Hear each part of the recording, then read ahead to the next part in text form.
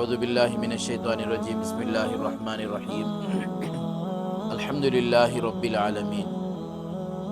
سورہ فاتحہ کے بارے میں نبی صلی اللہ علیہ وسلم نے ارشاد فرمایا، حدیث قدسی ہے، قسمت الصلاۃ بینی و بین عبدی ولی عبدی ما سأل۔ میں نے سورہ فاتحہ کو میرے اور میرے بندے کے درمیان میں تقسیم کر دیا ہے، آدھا آدھا تقسیم کر دیا ہے، ولی عبدی ما سأل، اور میں میرے بندے کو وہ چیزیں عطا کروں گا، وہ چیزیں دوں گا جو میرا بندہ سوال کرتا ہے مجھ سے۔ اور سورہ فاتحہ کا ایک دوسرا نام ہے سورۃ المسألہ۔ سورۃ المسألہ، سورۃ المسألہ کسے بولتی ہیں؟ اللہ تبارک و تعالیٰ اس سورے میں سوال کرنے کا انداز، اللہ تبارک و تعالیٰ سے مانگنے کے انداز کو اللہ سکھا کرے۔ بندہ اللہ سے کیسا مانگنا ہے اللہ تبارک و تعالیٰ اس سورے میں سکھا کرے، کیونکہ مانگنے کا طریقہ بندوں سے جو ہوتا ہے وہ الگ ہوتا ہے، اور اللہ سے جو مانگنے کا طریقہ ہوتا ہے وہ الگ ہے۔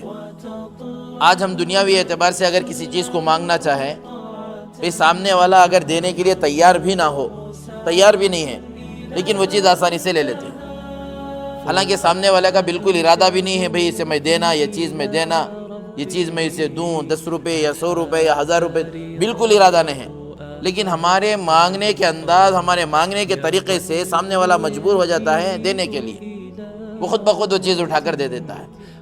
وجہ کیا ہے؟ وہ ایک طریقہ، ایک انداز ہوتا ہے مانگنے کا، اس انداز سے اگر مانگا جائے تو وہ خود بخود دے دے گا۔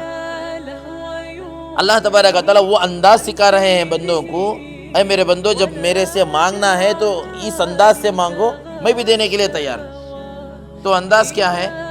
اللہ سے مانگنا ہے، سب سے پہلے اللہ کی تعریف کرو، الحمدللہ رب العالمین، تعریف، تمام تعریفیں اللہ کے لیے ہے۔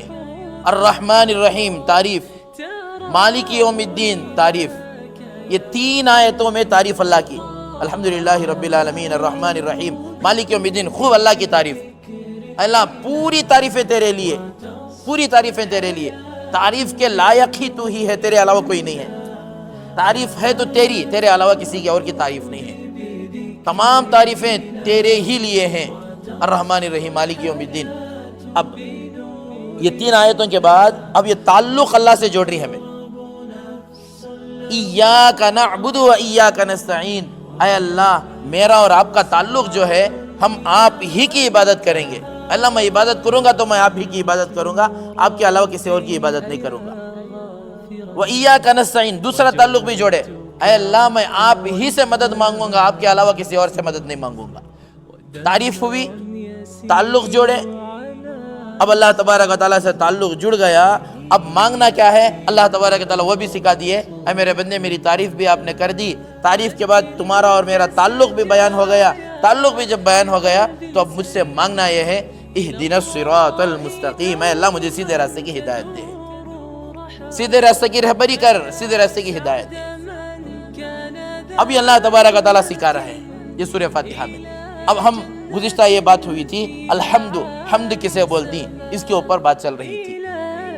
حمد کسے بولتی ہیں؟ تعریف کو حمد کسے بولتی ہیں؟ تمام تعریفیں اللہ کے لیے، اللہ کے لیے نہیں، اللہ ہی کے لیے ہیں۔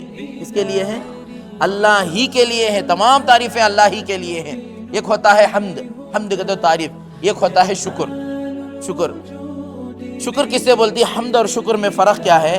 شکر کسے بولتی ہیں؟ احسانات پر شکر ہوتا ہے، آپ کوئی چیز مجھے تحفہ دیے، کوئی پین دیے، ٹوپی دیے، کوئی چیز تحفہ دیے، میں آپ کو کوئی ہدیہ دیا، گفٹ دیا، تو آپ میرا شکریہ ادا کرتے ہیں۔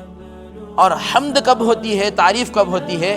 شکریہ میں بھی ایک تعریف ہی ہے، لیکن اس کا درجہ تھوڑا، بھئی کچھ دینے کے بعد شکریہ ادا کرتی ہیں، بھئی چپکے چپکے شکریہ بھئی تمہارا نہیں بولتے، کوئی چیز دیے اس کے بعد شکریہ ادا ہوتا۔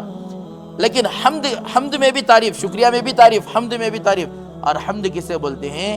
حمد دے نہ دے، لیکن اس شخصیت کے کمالات کی وجہ سے اس کی تعریف ہوتی ہے۔ اور یہاں پر اللہ تبارک و تعالیٰ کا ہم شکریہ بھی ادا کرتے ہیں اور حمد بھی بیان کرتے ہیں۔ شکریہ اس وجہ سے ادا کرتے ہیں، اللہ تعالیٰ کے بے شمار احسانات بندوں پر ہیں، اس کے احسانات گن نہیں سکتے، اتنے زیادہ احسانات ہیں بندوں کے اوپر، اس وجہ سے شکریہ بھی ادا کرتے ہیں، تعریف اس وجہ سے کرتے ہیں، حمد اس وجہ سے بیان کرتے ہیں۔ اللہ تبارک و تعالیٰ تو با کمال ہیں، اللہ کا علم با کمال ہے، اللہ کی ذات با کمال ہے، اس جیسا کوئی اور نہیں ہے۔ اور اسی وجہ سے علماء نے کہا کہ ہمیشہ الحمدللہ علی کل حال، اے اللہ تمام تعریفیں تیرے لیے، اچھی اللہ اچھا ہے، اچھا ہوا الحمدللہ، اچھا ہوا بھئی کھانا کھا لیا الحمدللہ ہو گیا بھئی، اگر برا ہوا تب بھی الحمدللہ ہماری زبان سے، برا ہوا تب بھی ہماری زبان سے الحمدللہ ہی نکلنا چاہیے، ایسا نہیں کہ اچھا ہوا تو الحمدللہ، برا ہوا تو بسم اللہ، ایسا نہیں، اچھا ہوا تو بھی الحمدللہ علی کل حال، اے اللہ تمام تعریفیں تیرے لیے ہیں، جیسے جس حال میں تو رکھا ہے الحمدللہ تیرا شکر ہے۔ حضرت عمر رضی اللہ عنہ کے زمانے میں حضرت عمر رضی اللہ عنہ ایک علاقے کے واسطے گئے تھے، ایک محاذ کے واسطے گئے تھے، وہاں پر حضرت عمر رضی اللہ عنہ جس وقت نکلے، حضرت خنسا رضی اللہ عنہ 4 بیٹوں کو لا کر حضرت عمر رضی اللہ عنہ کے ساتھ چھوڑے، کہنے لگے اے عمر ان کو لے کر چلو، اور حضرت عمر رضی اللہ عنہ کے ساتھ 4 بچے گئے، شہید ہو گئے۔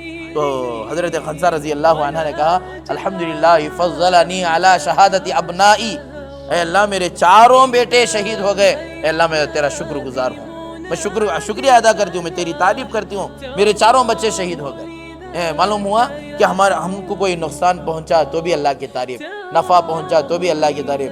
اسی وجہ سے علماء نے کہا ہر حال میں الحمدللہ، اللہ کی تعریف، تمام تعریفیں اللہ کے لیے۔ الحمدللہ اللہ تبارک و تعالیٰ یہی سمجھا رہے ہیں، الحمدللہ رب العالمین الرحمن الرحیم مالک یوم الدین ایاک نعبد و ایاک نستعین۔ ایاک نعبد و ایاک نستعین گزشتہ میں بتایا تھا، ایاک نعبد و ایاک نستعین اللہ تبارک و تعالیٰ کہتے ہیں اب یہ بندہ میرے سے مانگنے والا ہے، اب یہ بندہ جو مانگے گا میں اس کو عطا کروں گا۔ اسی وجہ سے علماء نے کہا اللہ تبارک و تعالیٰ مانگنے والے کو ضرور دیتے ہیں، لیکن مانگنے والا بھی صحیح ڈھنگ سے مانگے، اور اللہ تبارک و تعالیٰ دعا اس وجہ سے قبول نہیں کرتے کیونکہ مانگنے کا طریقہ ہی صحیح غلط ہے ہمارا۔ دعا مانگ رہے ہیں، مانگنے میں سستی، اللہ سستی سے مانگنے والے کی دعا کو قبول نہیں کرتے۔ اب دعا مانگتی ہیں کیسا بھائی ہاتھاں مدلک مانگتے رہتی، وہ مانگتے رہتی، مانگنا کی نہیں کی، اللہ سے دعا کرنا کی نہیں کی، دعا کرتے رہتی، بیزارگی سے دعا کرتے رہتی۔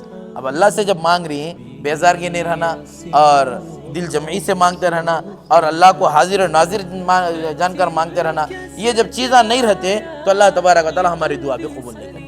جب اللہ اتنا قیمتی تحفہ دے کر ہے الحمدللہ رب العالمین الرحمن الرحیم مالک یوم الدین، اللہ تبارک و تعالیٰ ہمیں سکھا رہے ہیں کہ ان سورہ فاتحہ میں یہ طریقہ ہے مانگنے کا اللہ تبارک و تعالیٰ سے۔ اللہ خود کہہ رہے ہیں کہ میرے سے مانگو، مانگنے پر میں دیتا ہوں، اور اللہ تبارک و تعالیٰ دینے کے لیے تیار ہے، لیکن ہم مانگنے کے لیے تیار نہیں ہیں۔